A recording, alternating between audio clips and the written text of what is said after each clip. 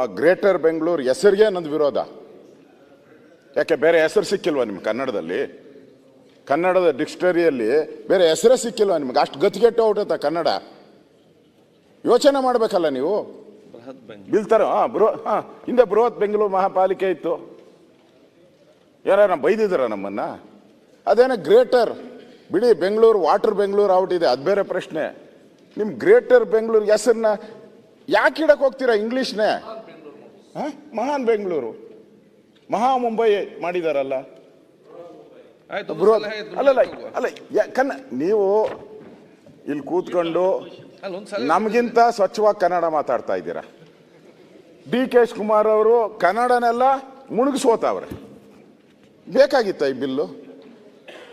ನೋಡಿ, ಇದು ಅವರು ಆ ಗ್ರೇಟರ್ ಅನ್ನೋದನ್ನೇ ತೆಗೆದಾಕ್ಲಿ. ಬೇರೆ ಕನ್ನಡ ನಿಮ್ಗೆ ಗೊತ್ತಿಲ್ಲ ಅಂದರೆ ನೀವು ಗೌರ್ಮೆಂಟ್ ಸ್ಕೂಲ್ ತಾನೇ ಓದಿರೋದು? ನಾನು ಗೌರ್ಮೆಂಟ್ ಸ್ಕೂಲೇ.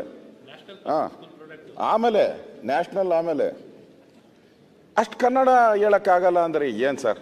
ಅದು ಫಸ್ಟು ಅಲ್ಲಿ ತಪ್ಪು ಮಾಡಿದ್ದೀರಾ.